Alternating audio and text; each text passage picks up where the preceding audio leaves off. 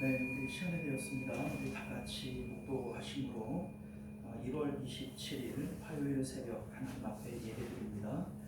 좋으신 우리 주 하나님, 오늘도 우리가 주님 사모하는 마음으로 주 앞에 모였습니다. 예배하는 가운데 하나님에 대한 소망이, 천국 소망이 우리 가운데 넘쳐나게 하여 주옵시고, 다시금 세상 가운데 주님을 향하여 다른 박질 칠 수 있는 저희들 될 수 있도록 믿음 더하여 주옵소서. 거룩하신 예수님 이름으로 기도드리옵나이다. 아멘. 우리 사도신경 고백드립니다. 전능하사 천지를 만드신 하나님 아버지를 내가 믿사오며 그 외아들 우리 주 예수 그리스도를 믿사오니 이는 성령으로 잉태하사 동정녀 마리아에게 나시고 본디오 빌라도에게 고난을 받으사 십자가에 못 박혀 죽으시고 장사한 지 사흘 만에 죽은 자 가운데서 다시 살아나시며 하늘에 오르사 전능하신 하나님 우편에 앉아 계시다가 저리로서 산 자와 죽은 자를 심판하러 오시리라. 성령을 믿사오며 거룩한 공예와 성도가 서로 교통하는 것과 죄를 사하여 주시는 것과 몸이 다시 사는 것과 영원히 사는 것을 믿사옵나이다. 아멘. 우리 찬송가 286장, 찬송가 286장 함께 찬송합니다.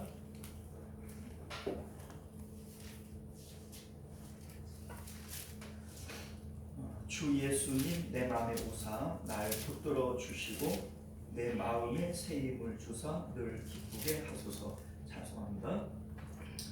주 예수님 내 맘에 오사 날 붙들어 주시고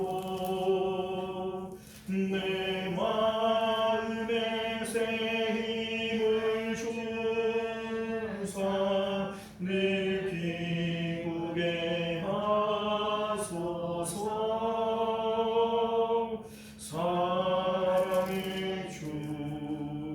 사랑의 주 내 맘속에 찾아오사 내 모든 죄 사하시고 내 상한 맘 고치소서. 주 예수님 내 맘에 오사 내 소원 다하시고 내 무거운 짐 맡아주사 참 평안을 주소서.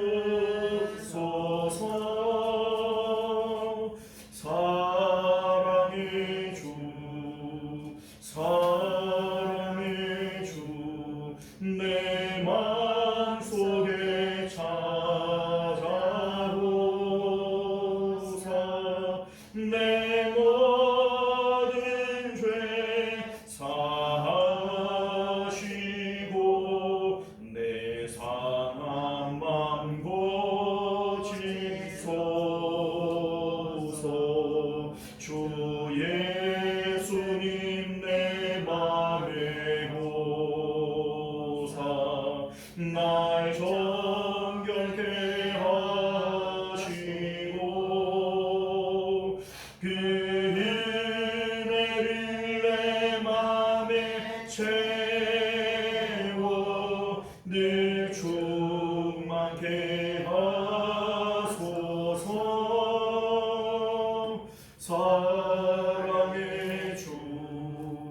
사랑의 주 내 맘속에 찾아오사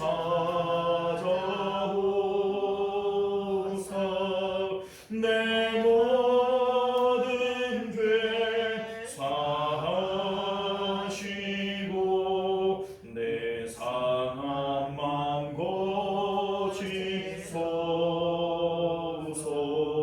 주 예수님 내 맘에 오사 내 길 인도하시고 주소 채워 늘 충만케 하소서. 사랑의 주, 사랑의 주, 내 마음속에 찾아오소서. 내 모든 죄 사하시고 내 상함만 고치소서. 아멘. 자, 우리 하나님 말씀 봅니다. 디모데전서 6장 17절부터 마지막 절까지 교독하여 읽겠습니다.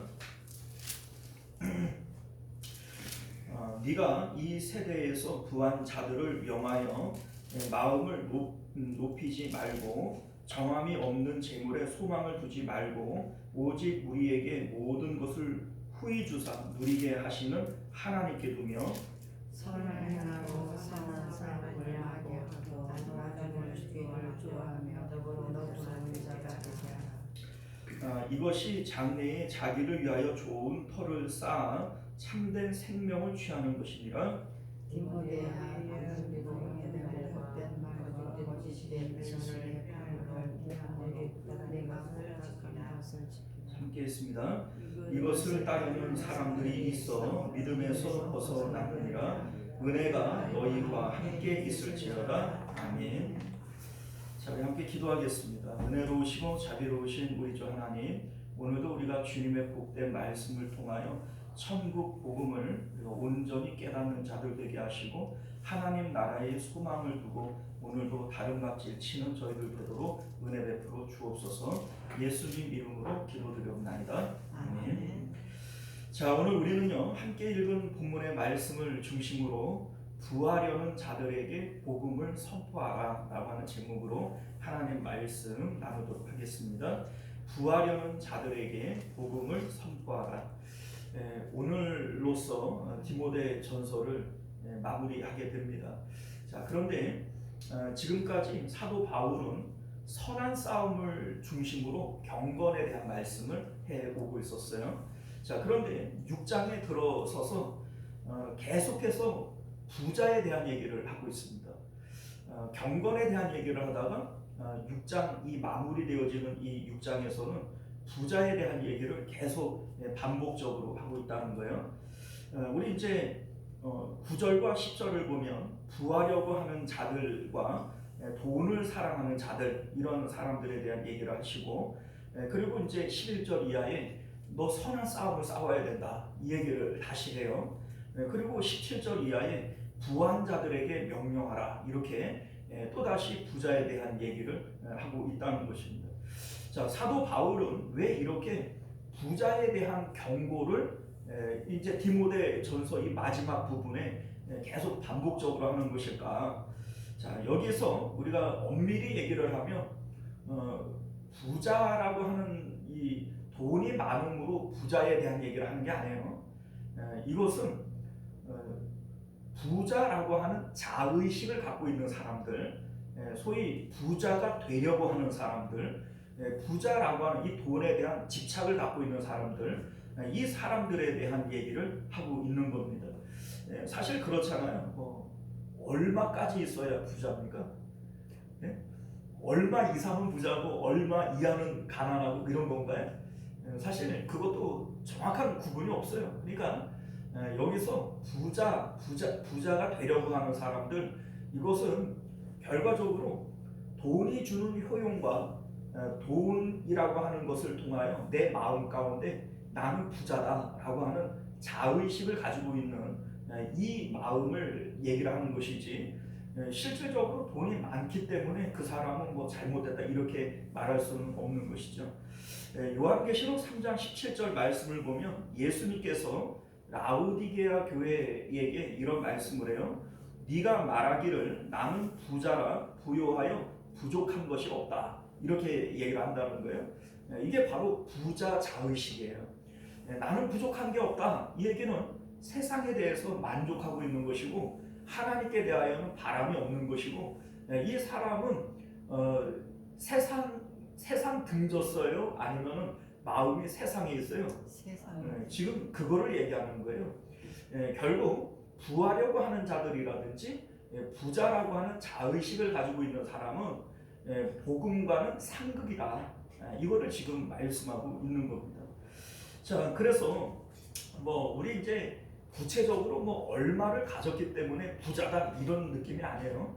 뭐 소위 우리 어렸을 때만 하더라도 그 번듯한 집에 삼시세끼 쌀밥만 먹어도 부자다 이런 때가 있지 않습니까? 자, 그런데 지금 여러분들 밥 굶어요? 근데 부자라는 생각 같습니까? 그렇지 않아요. 그러니까 여기서 말하는 이 부자다라고 하는 것은 부자라고 하는 자의식을 얘기를 하는 겁니다. 자, 그래서 이러한 부자라고 하는 자의식을 가진 사람들에게 사도 바울은 계속해서 경고를 하고 있어요. 부하려고 하는 자들아, 돈을 사랑하는 것이 일만하게 뿌리가 되어지는 것이다. 디모데야, 너는 부자들에게 이렇게 명령해야 된다. 지금 이 말씀을 반복적으로 하고 있지 않습니까? 자, 그러면 우리 이제 예수님께서도 그런 말씀을 하셨어요. 하나님과 재물을 겸하여 섬길 수 없다. 자, 이 말의 의미는 하나님의 강력한 라이벌 중에 뭐가 있다는 거예요? 재물이 있다는 겁니다. 그만큼 이 재물이라고 하는 것이 이 땅 가운데 살려고 하는 사람들에게 강력한 집착을 갖게 하는 이러한 강력한 힘이 있다라고 하는 것을 알게 된다는 것이죠. 자, 그래서 우리 이제 복음을 온전히 영접한 사람들에게 나타나는 공통적인 특징이 뭐냐면 돈에 대한 집착이 사라져 버려요. 여러분들 삭개오를 아시잖아요. 그 세리장입니다. 왜 그 당시에 비난받는 세리가 됐겠어요? 돈 때문이죠. 그런데 그가 예수님을 만나고 마음에 기쁨이 있으니까 뭐라고 얘기해? 내 재산의 절반을 가난한 사람들에게 나눠주겠습니다.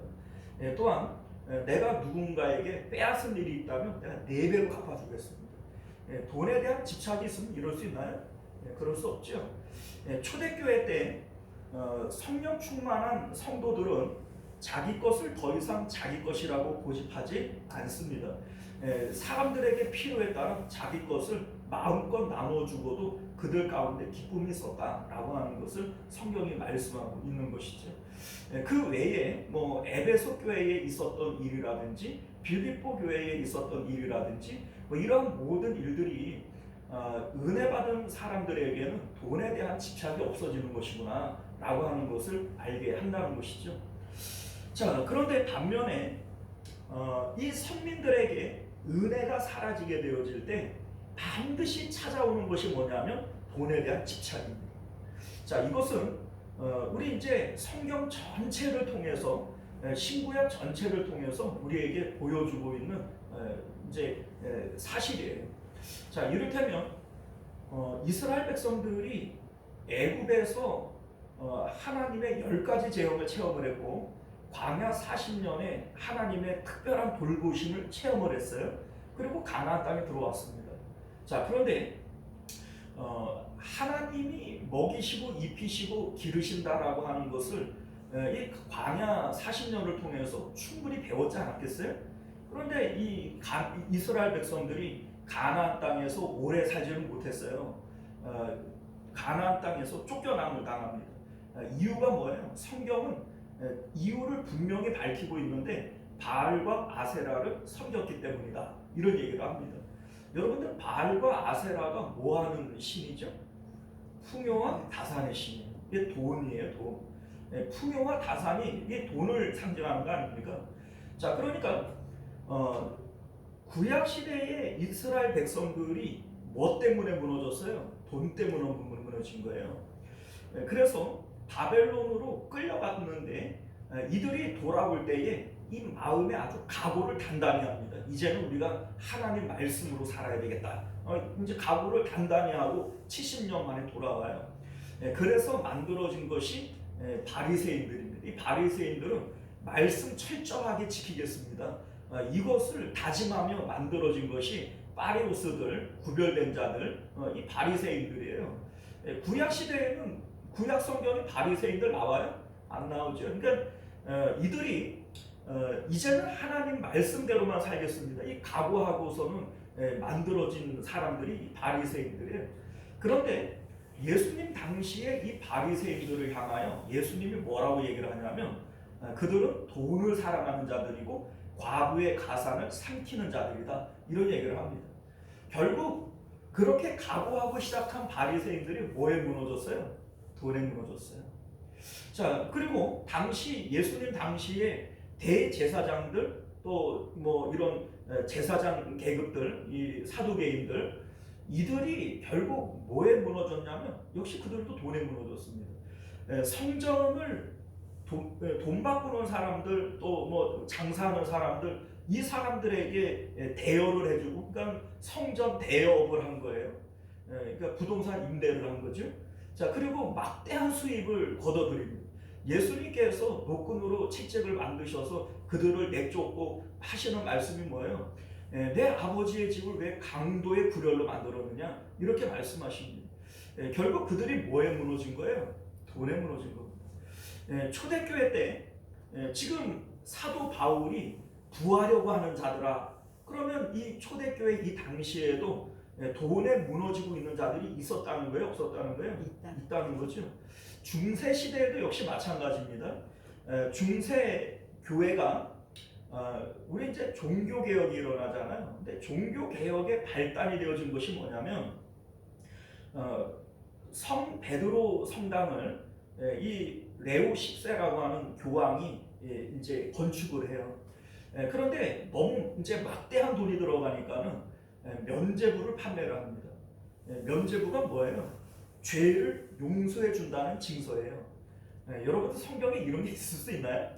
그럴 수 없어요. 그러니까 돈이 있으면 죄를 용서받고 돈이 없으면 죄를 용서받지 못한다는 건데, 이런 거는 뭐 이단 중에서도 상이단이죠. 자, 이러한 그 내용의 조서가 독일의 쿠텐베르그 성전의 이 성벽에 걸리면서 당시 무명이었던 그 성직자인 루터의 양심을 건드려요. 이건 말이 안 된다. 그래서 발단이 되어져서 시작되어진 것이 종교 개혁입니다. 오늘날 우리 개신교들, 이런 개신교들이 바로 그러한 교회의 부정부패에 맞서서 생겨난 거예요. 그런데 오늘날 교회는 돈으로부터 자유로운가요? 아니요. 대형 교회를 건축하면서 은행으로부터 막대한 대출 이자를 대출을 받고 그것을 어떻게 하든지 성도들에게 헌금으로 메꾸게 하기 위해서 뭐 가진 방법들을 사용을 하잖아요. 자기 자리는 뭐 자기가 사자, 뭐 이런 식으로 해서 뭐 여러 가지 그런 방법들을 다룰지 몰라도 당시 레오 10세가 면죄부를 팔아먹는 마음과 오늘날 대형 교회를 건축할 때 헌금을 걷는 마음이 별반 다르지 않을 것이다, 이런 생각을 갖게 됩니다. 자, 그러면 오늘날 성도들의 마음은 돈으로부터 자유로운가요? 여러분들은 부자 되고 싶은 마음이 없고 또 돈을 사랑하는 마음이 없나요? 아니요. 자, 이게 지금 뭘 얘기를 하는 거예요? 성도들에게 끊임없이 세상을 향한 집착을 갖게 만드는 것이 돈이라는 거예요. 오늘 성경이 부하려고 하는 자들아, 돈을 사랑하는 마음, 뭐 이렇게 얘기를 하니까 우리하고 뭐 별개의 다른 사람 얘기를 하는 것처럼 보여지지만 결코 그렇지 않습니다. 이것은 저의 마음 가운데, 여러분들의 마음 가운데, 2000년 기독교 역사 가운데 끊임없이 교회를 괴롭혀왔던 일들 중에 하나인 것을 믿으실 수 있기를 바랍니다. 자, 그러면 이게 왜 돈을 사랑하는 마음이 문제가 되어지는가? 자, 여러분들, 복음이라고 하는 게 뭐예요? 십자가 복음은 세상 등지고 우리 마음을 하나님께로 보내는 거예요. 세상에 대해서는 내가 죽었음을 고백하는 겁니다. 그런데 세상에 대해서 죽은 사람이 돈에 대한 집착이 생길 수 있나요? 아니요. 우리 마음이 정말로 세상에 대해서 회개했고 우리 마음이 하나님께로 올라갔다면 돈에 대한 집착이 끊어지는 것이 당연한 겁니다. 이것을 거꾸로 얘기를 해보면요, 내 마음이 지금 돈에 대한 집착이 막 일어나고 있다. 이 마음은 내가 지금 하나님을 등지고 있다는 거예요. 세상 등지고 하나님을 보는 게 아니라 하나님을 등지고 세상을 보고 있을 때 돈에 대한 집착, 부자 되고 싶은 욕심, 이러한 것들이 생겨나고 있다는 것을 믿으실 수 있기를 바랍니다.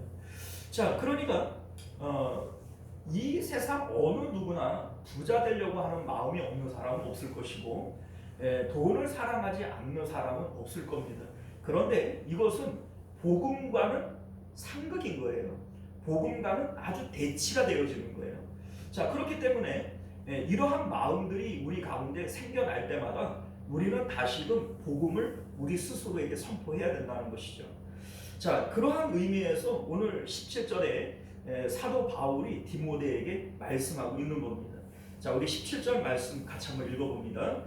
네가 이 세대에서 부한 자들을 명하여 마음을 높이지 말고 정함이 없는 재물에 소망을 두지 말고 오직 우리에게 모든 것을 후히 주사 누리게 하시는 하나님께 능력. 자, 여기 보면 이 세대에서 부자들에게 명하라, 명령하라 이렇게 되어져 있는데, 여러분들 명령한다고 듣습니까? 명령하면 듣나요? 예수님께서 부자 청년에게 명령했어요. 네 모든 재산을 팔아서 가난한 사람에게 주고 너 나 따라서 와라. 예수님이 명령했는데 부자 청년이 말을 듣던가요? 안 들어요. 여러분들, 이게 명령한다고 해서 듣는 게 아니에요. 자, 예수님이 명령해도 안 듣는데 뭐 디모데가 명령한다고 듣습니까?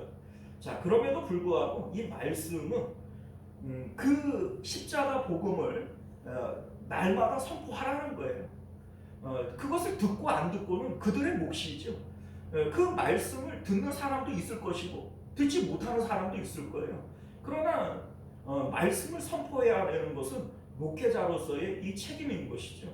자, 그러니까 디모데에게 명하라, 명령해라, 십자가 복음을 날마다 선포해라, 이렇게 말씀하고 있는 것이죠. 자, 그러면 디모데가 선포해야 하는 이 복음의 내용이 뭐냐? 자, 우리 17절에서 세 가지로 말씀하고 있는데, 첫 번째는요, 마음을 높이지 말고 이렇게 얘기를 합니다.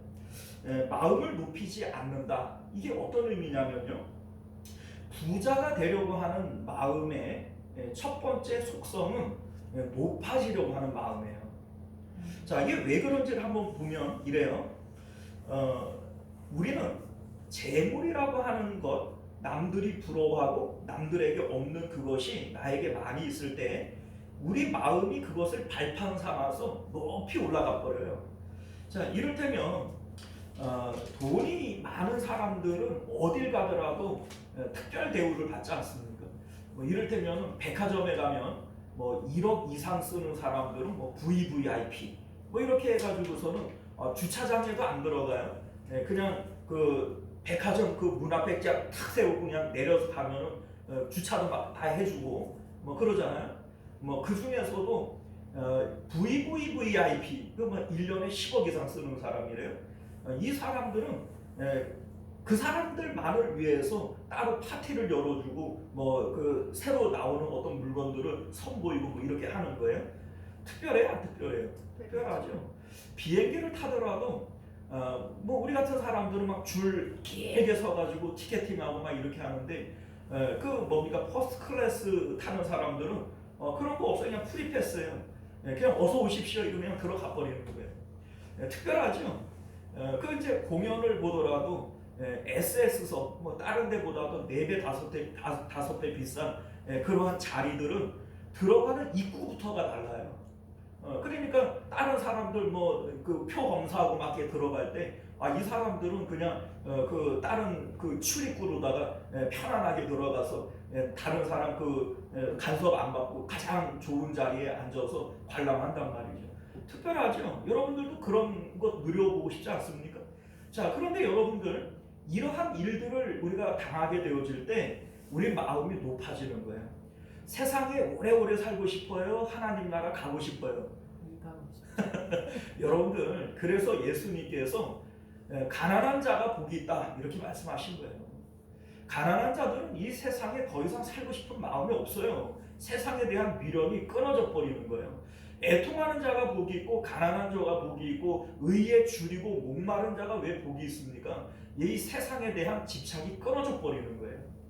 그런데 우리 마음이 세상에 대해서 구하려고 하는 마음, 그리고 나는 부자다, 더 이상 부족한 것이 없다라고 하는 이 마음을 갖는 순간 천국 소망은 우리 마음 가운데서 끊어져 버리는 거예요. 그러면 우리는 천국을 잃어버리게 되어지죠. 이거 복이 아닙니다. 이게 저주입니다. 자, 두 번째, 정함이 없는 재물에 소망을 두지 말고 이렇게 얘기를 해요. 자, 소망을 둔다라고 하는 것은 내 미래를 맡기는 거예요. 자, 그러니까 돈이 많은 사람들은 이 자신의 이 돈을 통해서 내 노후를 어떻게 하리라, 나는 말년에 이렇게 살고 싶다. 자, 이런 생각들 가져요, 안 가져요? 그런데 우리의 미래, 우리의 소망은 하나님께 두어야 되고 천국에 있어야 되는 것이지 결코 이 땅 가운데 있어야 될 것이 아니에요. 내일일은 난 몰라요. 이런 거죠. 우리 사는 모든 삶은 주님 뜻대로 아닙니까? 그런데 재물에 소망을 두는 자들은 재물을 의지하고 재물을 통해서 미래를 설계하고 내 미래를 뭐에게 맡겨요? 재물에게 맡겨버리는 거예요. 그러니까 이것이 하나님과 재물이 라이벌이 되어져 버리는 이러한 일들이 생겨나게 되어지는 것이죠. 자, 우리 15절 말씀을 보면요, 하나님은 복되시고 유일하신 주권자이시며 만왕의 왕이시며 만주의 주시오, 이렇게 얘기를 합니다. 이것을 인정하는 것이 신앙 아닙니까? 우리는 하나님을 복이라고 생각해요. 이 세상에 가장 나에게 기쁨이 되어지고 또 나에게 만족이 되어지실 분, 다른 거 아무것도 없어도 이 한 분 있으면 내가 행복할 수 있다라고 믿는 분, 이게 바로 복이고 하나님이 복이다, 이렇게 얘기를 하는 거예요. 돈 좋아하는 사람들, 부자 되려고 하는 사람들의 마음 가운데는 뭐가 있을까요? 돈만 있으면 내가 행복하겠다, 내가 돈 있으면 내가 참 만족하겠다, 이 마음 가운데 그게 있지 않겠어요? 자, 여러분들, 이게 결과적으로 돈을 복이라고 생각하는 것이고 돈의 주권을 믿는 거예요. 돈의 안정감, 돈의 능력, 이걸 지금 믿고 있는 거죠. 자, 이것은 오직 누구에게 있는 거예요? 하나님께 있는 거예요. 그래서 하나님이 복이시고 유일하신 주권자시고 만왕의 왕이시고 만주의 주십니다. 이게 우리가 하나님을 향하여 고백되어져야 할 우리의 신앙인데, 돈을 좋아하는 자들, 부하려고 하는 자들은 이 고백을 뭐에게 하고 있어요? 돈에게 하고 있는 거예요. 자, 세 번째, 후의주사 누리게 하시는 하나님께 소망을 두어야 한다, 이렇게 말씀합니다. 자, 소망을 하나님께 두는데 이 하나님이 후의주사 누리게 하시는 하나님이라는 거예요. 우리가 하나님이 아닌 자꾸 돈이나 세상에 내 마음을 두려고 하는 이유가 뭐냐면, 하나님은 우리에게 후하게 주시는 분이 아니시다, 인색한 분이시다 라고 하는 의식을 우리가 갖고 있기 때문에 그래요. 여러분들, 한 달란트 받았던 자가 그 주인을 향하여 뭐라고 고백을 해요? 주인은 인색한 사람이라 뿌리지 않은 데서 거두고 해치지 않은 데서 모으는 줄로 내가 알았으므로, 이렇게 얘기를 하죠. 그 주인에 대한 오해였습니다.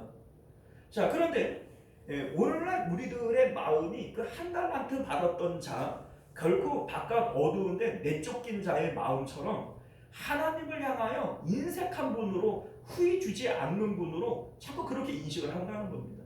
여러분들, 이 마음이 불신앙이에요. 우리가 하나님을 향하여 가져야 할 믿음이 뭐예요? 자기를 찾는 자들에게 상 주시는 하나님, 좋으신 하나님, 그 하나님을 믿어야 한다, 이렇게 말씀하고 있죠. 여러분들, 하나님은 후히 주시고 누리게 하시는 분이시다. 이 하나님께 소망을 두어야 한다, 이렇게 복음을 선포하라는 겁니다. 자, 우리 6절을 보면요, 자족하는 마음이 있으면 경건에 큰 이익이 된다, 이런 말씀을 하고요, 예수님께서도 사람의 생명이 소유에 넉넉한 데 있지 않다, 이런 말씀을 하십니다. 자, 이게 무슨 얘기예요? 우리가 기쁨과 만족을 누리는데 돈은 결코 필요한 것이 아니란 뜻이에요. 돈이 있어야 우리는 만족할 줄 알고 자족할 줄 안다, 이렇게 우리는 믿지 않습니까? 돈이 있어야 뭐 살지, 목구멍이 포도청인데 돈이 있어야 살지. 그런데 예수님께서 또 사도 바울이 말씀하고 있는 것은 결코 그렇지 않다는 거예요. 내가 행복을 누리고 만족을 누리고 기쁨을 누리는데 돈이라고 하는 것은 전혀 영향력이 없다. 사람의 생명이 소유에 넉넉한 데 있는 것이 아니다. 이렇게 말씀하는 것입니다. 너희에게 먹을 것과 입을 것이 있으면 그것으로 족한 것이고 만족할 수 있는 것이다. 이렇게 말씀하시는 것이죠. 자, 이유가 뭘까요? 자, 우리는요 행복하고 싶어 해요. 근데 행복이라고 하는 게 뭐냐면 내 마음이 만족되어지고 기쁨을 누리는 거, 요 상태가 행복이죠. 그러니까 결과적으로 행복하고 싶다는 것은 마음을 채우고 싶다는 거예요. 그런데 여러분들 우리 마음을 우리는 그 마음 그거 돈도 안 되는 거 그 공짜인 거 그냥 우습게 한단 말이에요 마음을. 그런데 여러분들 이 마음이 결코 만만한 게 아니에요. 왜냐하면 마음은 처음부터 하나님이 들어오시기 위해서 만들어진 성전이기 때문에 하나님 크기로 만들어진 거예요. 우리 마음은 우주만큼 큰 것이고 우리 마음은 온 천하를 담아도 차지 않는 것들입니다. 그러니까 마치 마음 안으로 들어가는 이 깔때기가 목구멍이 작아요. 그러니까 뭘 부으면 처음에는 찬 것처럼 보이지만 그 밑으로 쑥 빠져들어가고 나면은 또 텅텅 비는 게 우리 마음이란 말이죠. 여러분들이 지금까지 살아온 삶들을 한번 생각을 해봐요. 결혼하면 기쁘지요? 얼마나 가던가요? 자식을 낳으면 기쁘지요? 얼마나 가던가요? 집 살 때 기뻤지요? 그 얼마나 가던가요? 차 사면 기쁘지요? 얼마나 가던가요? 여러분들 명품 핸드백을 샀어요? 기쁘지요? 얼마나 가던가요? 여러분들 모든 기쁨들이 마치 블랙홀 안으로 빨려 들어가는 것처럼 처음에는 기쁨이 있고 이제는 여한이 없겠다 이러다가 순간 없어져 버려요. 이게 세상이 주는 기쁨이라고요. 왜요? 사람의 마음은 무엇을 담아도 족함이 없어요. 만족이 없어요. 자, 이 마음 자체가 하나님이 들어오시기 위해서 만들어진 것이기 때문에 하나님이 우리 안에 있어야 채워지는 거예요. 만족되어지는 거예요. 자, 그런데 여러분들 우리 마음에 하나님이 들어오시면 이미 가득 찼지요? 이 가득 찬 이 상태에서는 물 한 방울만 담아도 넘치는 거예요.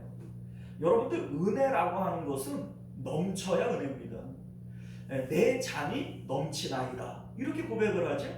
넘치는 것이 은혜고 넘쳐야 이것이 풍성한 거예요.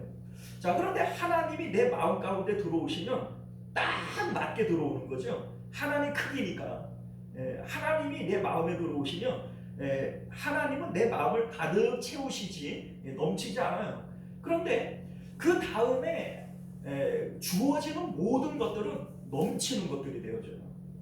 자, 대기업 회장님이 산의 진미를 날마다 먹고 10억짜리 차를 타고 다니고 이렇게 맨날 VIP석에 앉아 다니고 이러면은 마음에 만족이 있을까요?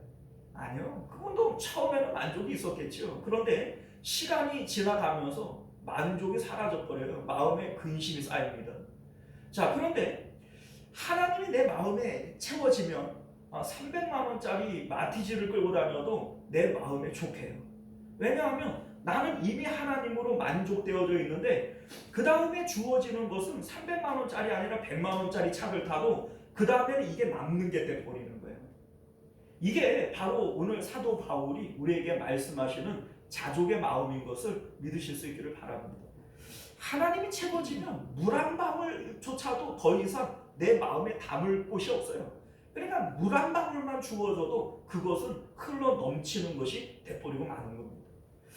자, 오늘 18절 말씀을 보면요, 선을 행하고 선한 사업을 많이 하고 나누어 주기를 좋아하며 너그러운 자가 되게 하라, 이런 말씀을 합니다. 자, 여러분들 앞서 말씀드렸지만 되게 하라고 한다고 되는 게 아니에요. 이거를 우리가 오해를 하면 선한 사업을 많이 하고 나누어 주기를 좋아하고 너그러운 자가 되면 생명을 취할 수 있다, 그래야 구원을 얻는다, 이렇게 오해를 할 수 있게 되어지죠. 근데 그런 뜻이 아닙니다.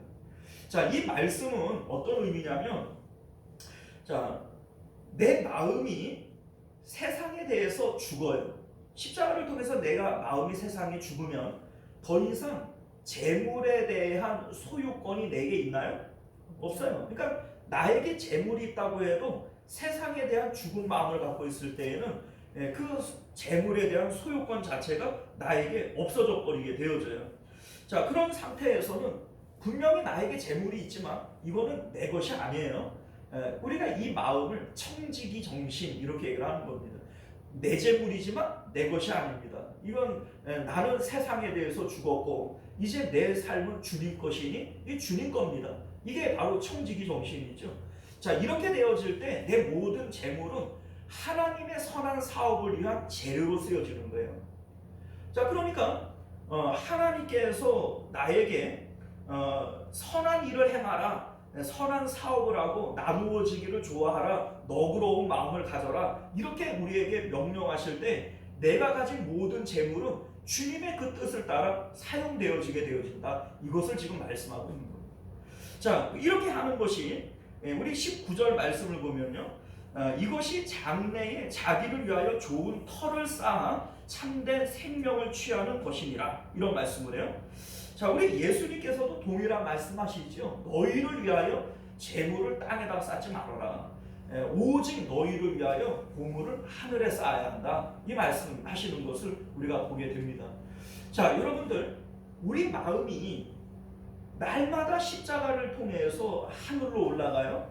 자, 한 번 올라가고 두 번 올라가고 날마다 올라가다가 보면 우리 마음이 하늘로 올라가는 길이 확실하게 닦여지게 되어져요.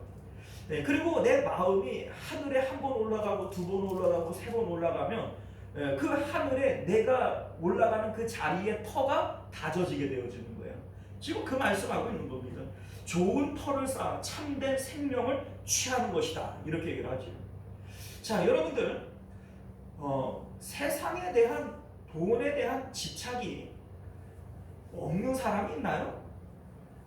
우리가 아까 전에도 살펴봤지만 구약 시대로부터 지금에 이르기까지 이 돈을 사랑하는 마음, 부자 되고 싶어하는 이 마음은 모든 사람들, 성도들에게도 분명히 있어요. 그런데 이러한 마음들이 우리 안에 들어올 때마다 사도 바울은 디모데에게 말씀을 선포하라는 거예요. 물론 안 듣는 사람은 안 듣겠지만은 이걸 듣는 사람들은 분명히 들을 거란 말이죠. 이 듣는 사람이 하나님 자녀들이고 하나님 백성이 되어지는 겁니다. 이 말씀을 들을 때마다 내가 돈을 사랑하는 이것이 하나님과는 원수가 되어지는 일이구나.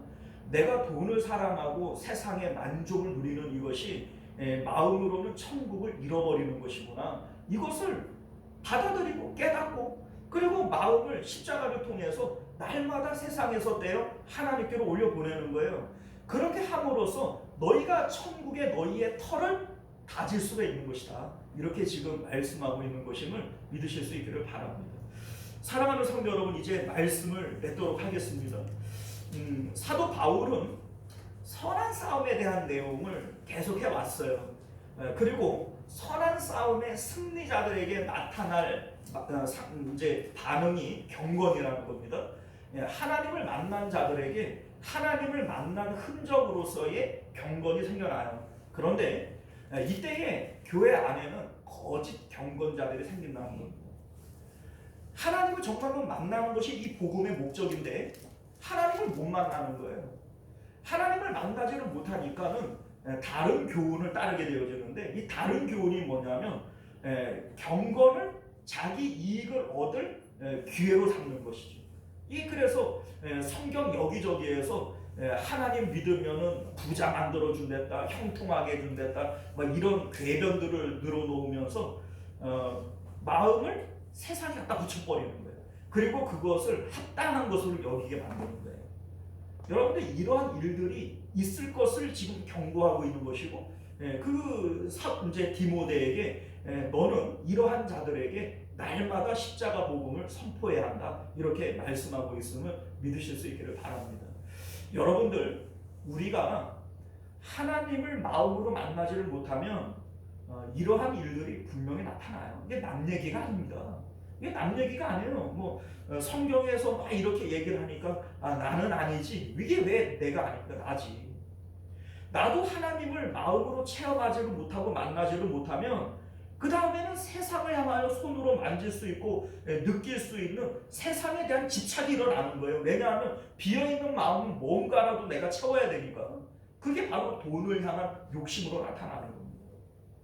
사랑하는 성도 여러분, 이거 남 얘기 아니에요. 내 얘기예요. 내 얘기. 우리 마음 가운데 돈을 향한 집착, 부자 되고 싶은 욕심, 이러한 것들이 생겨날 때마다 나는 지금 하나님으로부터 멀어지고 있구나, 내가 하나님 등지고 있구나, 이것을 깨닫고 다시금 십자가 복음을 스스로에게 전파할 수 있는 저와 여러분들 되시기를 바랍니다.